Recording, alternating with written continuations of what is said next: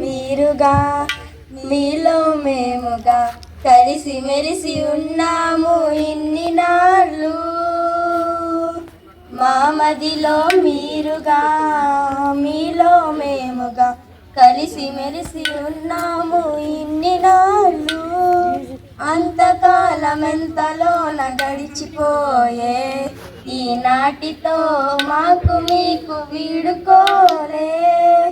అంతకాలం ఎంతలోన గడిచిపోయే ఈనాటితో మాకు మీకు వీడుకోలే. అయినా ఏమిలే మనసే ఉన్నచో మరువగలము గురుహితము జీవితానా.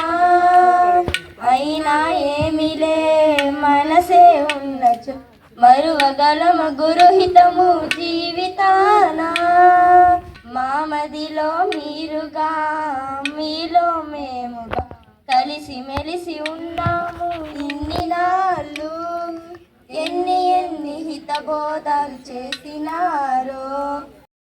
వృత్తిలో కొనసాగి నేడు పదవీ విరమణ పొందుతున్నటువంటి మేడం గారిని ఉద్దేశించి మాట్లాడవలసిందిగా కోరుతున్నాను. చదవటానికి పునాది వేసేవాళ్ళు ఎవరు అంటే తెలుగు పండితులు. మరి అలాంటి మంచి పోస్టులో ఉంటూ మరి పిల్లలందరికీ సమన్యాయం చేస్తూ తన మన భేదం లేకుండా అందరినీ వృద్ధిలోకి తీసుకొచ్చిన మేడం గారు ధన్యులు.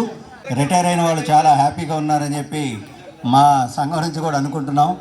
మరి మేడం గారు కూడా రావాల్సిన ఆ బెనిఫిట్స్ ఏవైతే ఉన్నాయో అవన్నీ కూడా రావటానికి సంఘపక్షాన తప్పకుండా కృషి చేస్తామని తెలియజేస్తూ పిఆర్టీ మండల శాఖ దమ్మపేట తరఫున కోరుకుంటూ సెలవు తీసుకుంటున్నాను. Thank you. సత్యవాణి గారు నేను ఈ మండలం 2001లో వచ్చాను. అప్పటి నుంచి కూడా పరిచయం ఉన్నారు.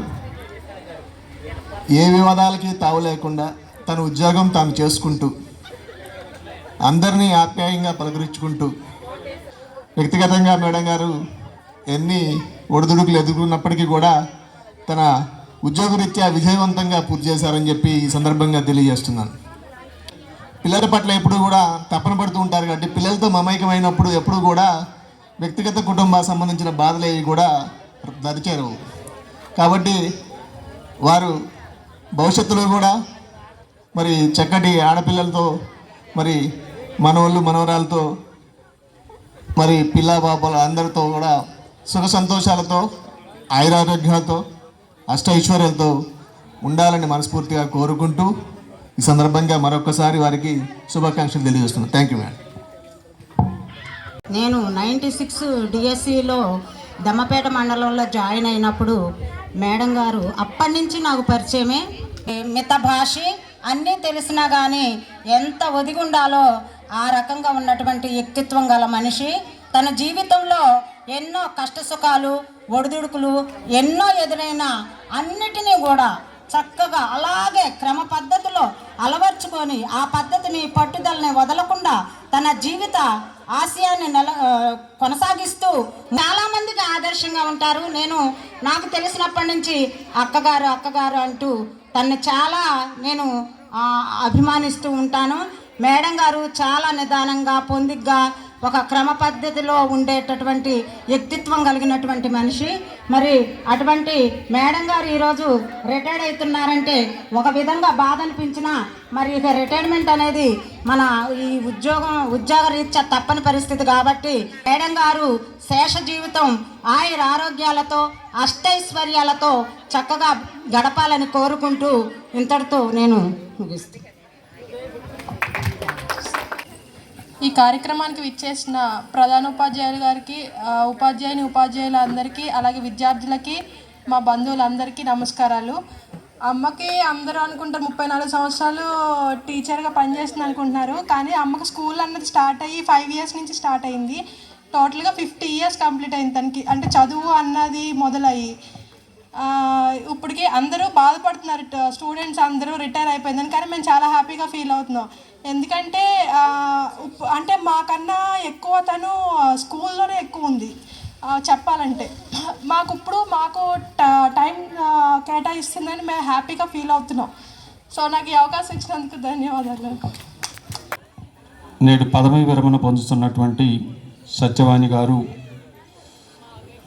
ఈరోజు చక్కటి సన్మానాన్ని పొందారు. వారికి అభినందనలు తెలియజేస్తూ వారు పనిచేసినటువంటి వివిధ ప్రాంతాల్లో ఎదుర్కొన్నటువంటి ఒడిదుడుకులు కానీ మిగతా విషయాలు కానీ తన మాటల్లో వ్యక్తపరచవలసిందిగా మేడం గారిని కోరుచున్నాం.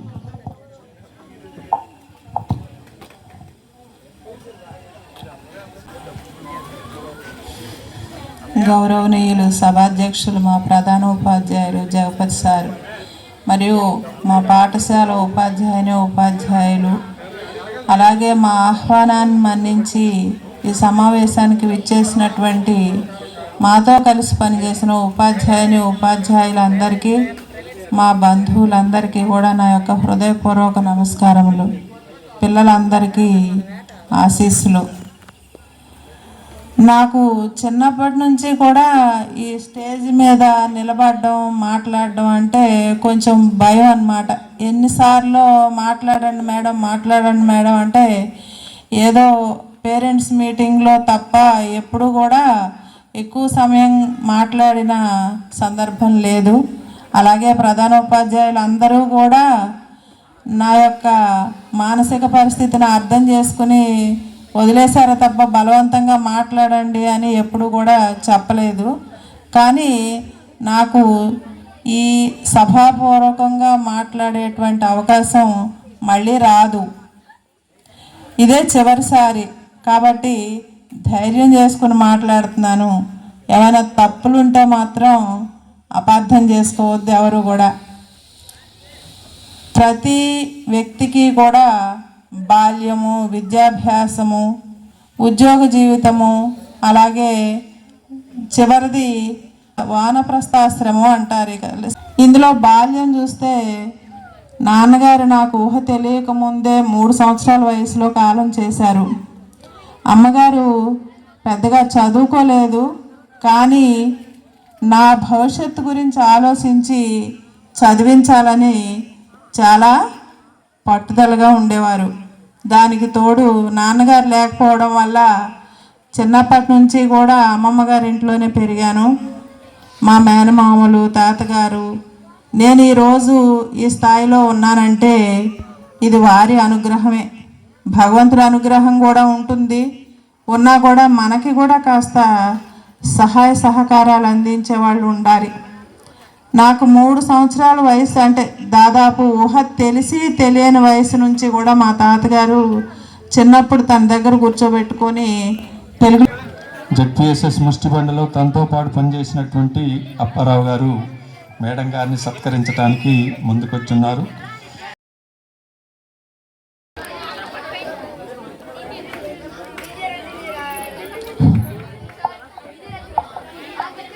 ఈ పాఠశాల విద్యార్థుల మీద మమకారంతో తన పదవీ విరమణ సందర్భంగా 5,000 రూపాయలతో లైబ్రరీ బుక్స్ అందించడం జరిగింది. తన చేతుల మీదుగా ఈ లైబ్రరీ బుక్స్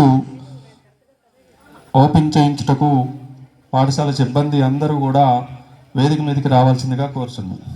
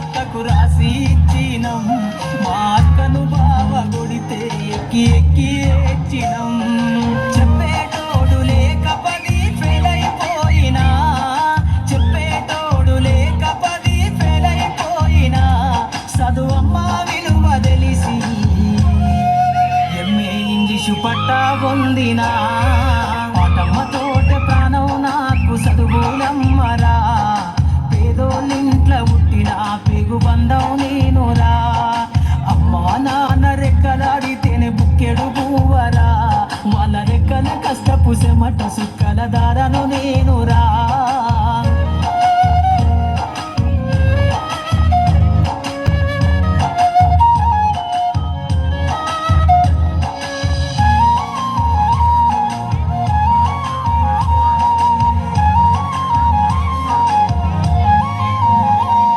లేసుకొని బడికి రోజు నేను పోయినా సిరిగిన అంగి లాగులేసుకొని బాల్యమంతా గడిపినా భర్త సంచుల బుక్కులేసుకొని బడికి రోజు నేను పోయినా అమ్మ నాన్న వాళ్ళ నెత్తురుని సత్తుగా జల్లైనను సాధించు అమ్మ నాన్న వాళ్ళ నెత్తురుని సత్తుగా జల్లైనను సాధించు రెండు చేతుల్లో పొడిచిన పొక్కుల బాధను గుండెల్లో దాసుకుందు ఏమిచ్చినా మీరు నమోదించలేను నాన్న ఏమిచ్చినా మీరు నమోదించలేను నాన్న ఈ బాధలు వన్నయ్య రోజు తెస్తనే